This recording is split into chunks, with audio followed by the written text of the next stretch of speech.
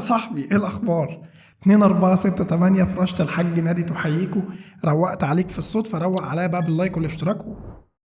مش هوصيك. شركة اوبو اعلنت عن احدث موبايلات ليها في سلسلة الرينو 11، وجات لك بالرينو 11 النسخة العادية والرينو 11 النسخة البرو. انا في الفيديو ده جاي اقول لك مميزاتهم وعيوبهم وايه الفروقات اللي بينهم، وهتلاحظ كده في وسط الفيديو انا رايح لمين. ده بقى لما تلاحظه اكتب لي في الكومنتات. دايما بنحاز، انا ما بعرفش ابقى حيادي.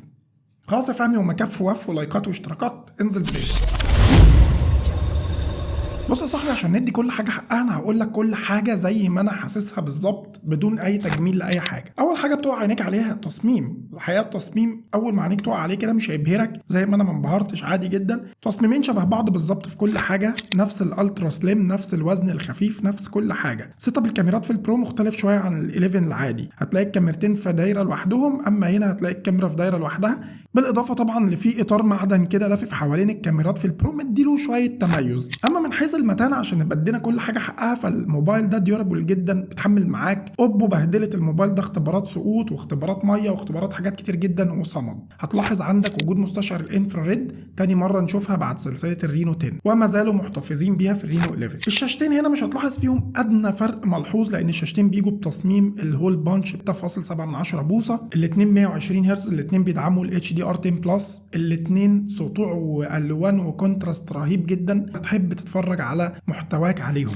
الشاشتين كمان بيجوا ايدج في النسخه العاديه والنسخه البرو، دي حاجه مميزه جدا الحقيقه. انا ما عنديش اي تعليق على الشاشه الا تحفظ واحد بس. انت راجل دلوقتي عامل شاشه خرافيه ما فيهاش غلطه، حرفيا الشاشه هنا ما فيهاش غلطه، الالوان وكل حاجه يا باشا زي ما الكتاب بيقول. ولكن نسخه ال11 بقى بتيجي بسماعات ستيريو، صوت عالي جدا محيطي مجسم، الدنيا فيها زي الفل. نسخه ال11 برو بتيجي بسماعه مونو، استغربت الموضوع ده جدا وعن تحفظ كبير جدا عليه. الصوت عالي وواضح ونقي والدنيا تمام، ولكن برضو عشان ما اجملكش الحقائق مش زي ما تكون السماعه ستيريو، اختلاف كفاءات. هنا ال11 العادي الحقيقه قدم لي تجربه شاشه مع صوت افضل بكتير جدا من ال11 البرو. الموبايلين بيطلعوا من علبتهم بكالر او اس 13 مع اندرويد 13. اول ما تفتح الموبايلات وتشغلها ان شاء الله هيجي لك تحديث الاندرويد 14 وواجهتهم الاحدث الكالر او اس 14. ما يصحش تبقى متابع مستر طاهر وما تروحش على الاي دي تتفرج على شرح كامل لمميزات الواجهه الجديده من اوبو الكالر او اس 14. تعالوا نروح للفرق بين الموبايلين ولكنه مش جوهري قوي من وجهه نظري. اول حاجه نسخه ال11 برو بتيجي بمعالج من ميديا تك وهات دايمنسيتي 8200، اما نسخه ال11 العادي فبتيجي برضو بمعالج من ميديا تك والدايمنسيتي 7050. هعلق على النقطه دي تعليق مهم جدا، بس اكيد ان انت هتكمل الفيديو للاخر لان في كلام مهم جاي.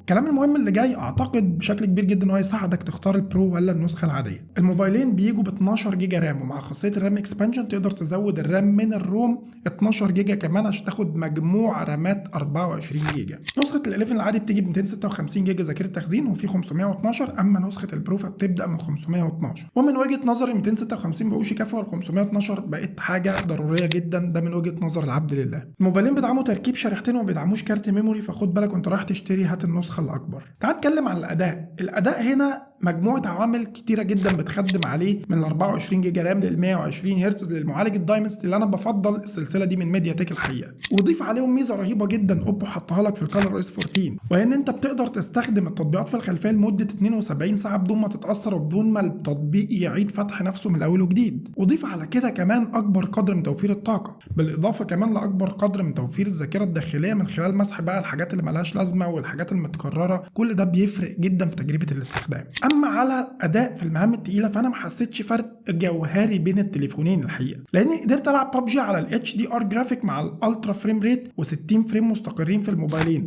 هنا الجيم سلس اكتر ومتماسك اكتر، ولكن برضو ده مش هتحسه لو انت ماسك الموبايلين. اتوقع كده انت فهمت انا ميال لمين، وده هشوفه من رايك في الكومنتات. رينو 11 والرينو 11 برو بيجوا بنفس الكاميرات، والله دي اريح مقارنه عملتها في حياتي. الكاميرا الاساسيه 50 ميجا بكسل، الكاميرا المقربه لقلب التليفوتو 32 ميجا بكسل، والكاميرا الترا وايد 8 ميجا بكسل. وبجمله الارقام فالكاميرتين الاماميتين برضو 32 ميجا بكسل. الصور في الموبايلين في اضاءه النهار رهيبه جدا، دايناميك رينج، لوك الصوره مختلف على حسب معالجه كل معالج فيهم، لكن نتيجه مرضيه جدا من حيث تشبع الالوان والشرب والسطوع كل حاجه شغاله زي الفل. وخاصه عدسه التليفوتو 32 ميجا بكسل اللي بتديك ابعاد بؤريه مختلفه عشان تاخد صور بورتريه احترافيه كفايه جدا تنفعك في شغلك على السوشيال ميديا او تنفع لو انت بتصور موديلز والكلام ده كله. وفي الاضاءه الليليه برضو الصور منوره محتفظه بالتفاصيل، كل حاجه زي الفل. الكاميرا الاماميه بتديك صور محترمه برضو في اضاءه النهار، ما عنديش اي تعليق عليها، حتى العزل مظبوط جدا والدايناميك رينج زي الفل. وبالليل الصور واضحه ومتشبعه ومفيش اي نويز تذكر. والحقيقه اوبو من زمان اهتمامها بيكون بكاميرا السيلفي.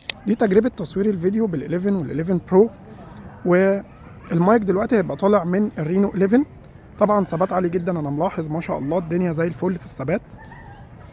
ودلوقتي الصوت هيبقى طالع من ال11 برو. هما نفس المايكين ونفس الثبات ونفس كل حاجه، مش ملاحظ اي فرق الحقيقه.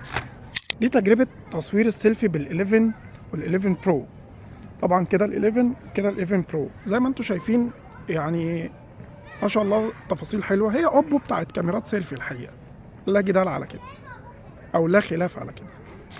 تعال نروح على البطاريه والشحن اللي فيهم برضو فرق. حسدت نفسي ولا ايه؟ كنا ماشيين كويس. بطاريه ال11 برو بتيجي 4600 ملي امبير مع شحن سريع بقدره 100 واط، والشحن السريع موجود في العلبه. البطاريه في ال11 العادي بتيجي 5000 ملي امبير مع شحن سريع 67 واط، وبرضو الشاحن موجود في العلبه. الموبايلين كملوا معايا اليوم على اداء الخفيف والمتوسط، الدنيا كانت ستيبل زي الفل. والموبايلين برضو بيشحنوا في اقل من ساعه، فيعني حته ال 100 واط وال 67 واط حسيتهمش فرق، لان كده كده بتقنيه الفوك انت مش هتحس ان الموبايل اصلا بياخد وقت على الشحن. ما شاء الله اوبو في تقنيه السوبر فوك بتاعتها الحقيقه انا من اشد الفانز ليها. لو رحنا على المستشعرات فالموبايلين بيدعموا الجيروسكوب سنسور، مستشعر تقارب بين هاردوير وشغال زي الفل زي ما انت شايف. جهازين بيدعموا الاو تي جي بلوتوث 5.2، مفيش في الجهازين 3.5 او مدخل هيدفون جاك. دي كانت كل حاجه عن الرينو 11 والرينو 11 برو. اكتب لي في الكومنتات انت رايح لانهي اتجاه او انا رايح لانهي اتجاه. ما قلتلكش حاجه. لايك كلمتين واشتراك في القناه وتفعيل زر الجرس، دي حاجات بتدعمني بيها ان انا استمر وبتقول لي ان انا حابب اشوفك تاني. لكن تتخيل معنوياتي بتبقى في السما. سيبكم في حفظ الله ورعايته،